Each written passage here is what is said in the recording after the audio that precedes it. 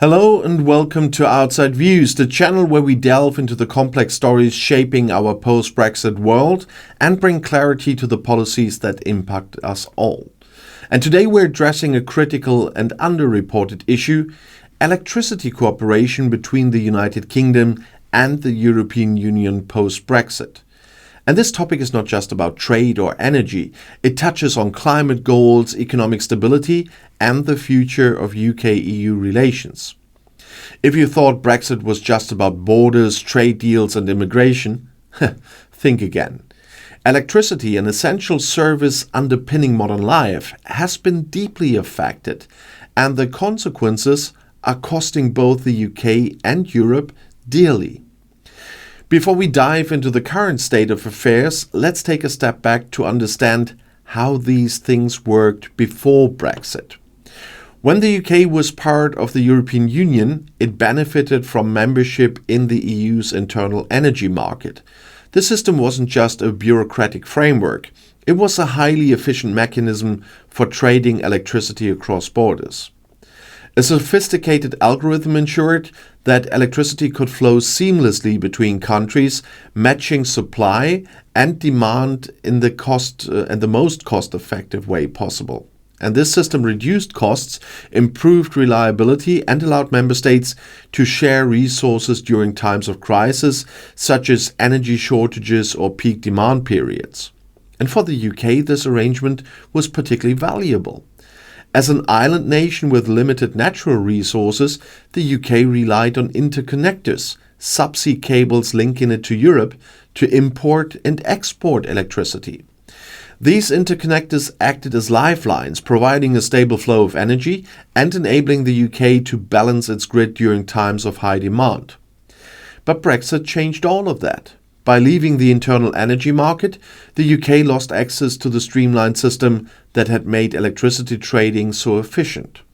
Today, electricity trading between the UK and the EU is governed by a process known as explicit trading.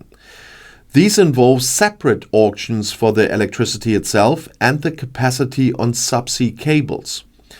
To put it simply, it's like buying a product and arranging its delivery as two entirely separate transactions. And this system is not only less efficient but also more expensive. In 2021 alone, these inefficiencies cost the UK an estimated £250 million. And this figure only accounts for direct costs. The ripple effects on businesses, households, and the broader economy are even harder to quantify. One proposed solution is a system known as multi-region loose volume coupling. While it promises to streamline trading to some extent, its implementation has been slow and fraught with technical challenges. A recent European working paper suggested that this system might not be operational until 2026, just as the UK-EU Trade and Cooperation Agreement will be looked on a little bit.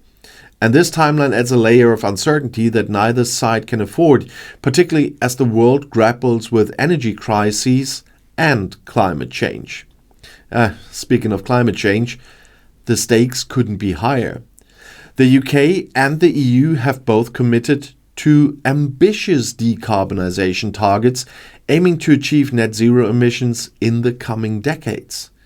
A key part of this strategy is the transition to renewable energy, particularly offshore wind. The North Sea, with its strong and consistent winds, is poised to become a hub for green energy. Plans are underway to create a North Sea energy hub, linking offshore wind farms to multiple countries via subsea cables. And this would allow electricity to flow to wherever demand and prices are highest, maximizing efficiency and reducing emissions. But the current inefficiencies in electricity trading are creating significant barriers to investment in such projects. Without a predictable and reliable system for trading electricity, potential investors are hesitant to commit the billions of pounds needed to make these projects a reality. And the result is a lose-lose situation. Delayed progress on renewable energy and missed economic opportunities for both the UK and Europe. And the challenges don't stop there. Energy is not just an economic issue, it's also a matter of national security. The European energy crisis of 2022 underscored the importance of cross-border cooperation. During this crisis, electricity traded between the UK and the EU played a crucial role in stabilizing grids and preventing blackouts. Yet the political dynamics of Brexit have made such cooperation more difficult than it needs to be.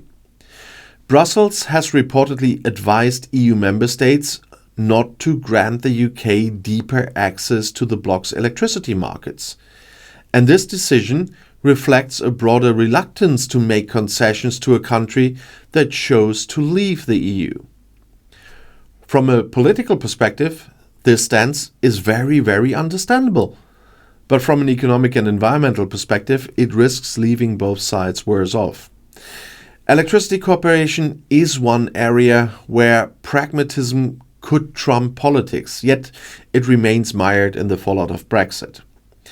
What's particularly frustrating is that solutions are within reach. For example, UK parties could gain access to the algorithms that enable smoother electricity trading through commercial agreements that respect the post-Brexit boundaries of both sides, but would need pragmatism on both sides. And on the British side, we know it's problematic, but such agreements would provide the stability and predictability investors need to fund large-scale renewable energy projects.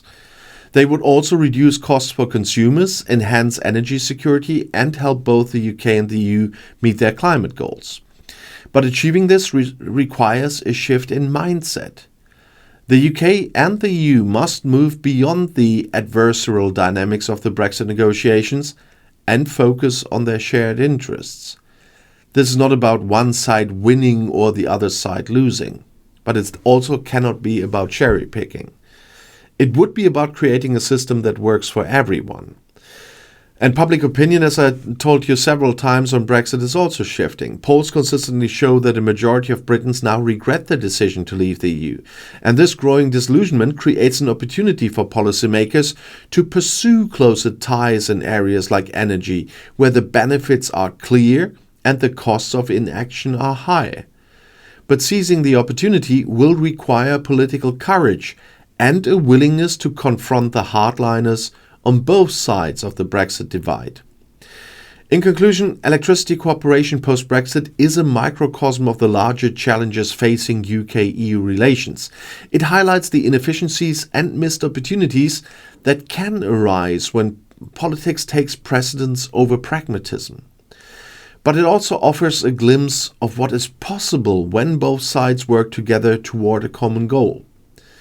The question is whether the UK and the EU are willing to seize this opportunity. So thank you for watching Outside Views again. And if you have thoughts on this topic or ideas for how the UK and the EU can improve their energy cooperation, please share them in the comments below the video. And as always, if you found this discussion insightful, please like, share, and subscribe to the channel. And let's continue to explore and question the decisions that shape our post-Brexit world. Take care, and the next video is already right here in the end screen.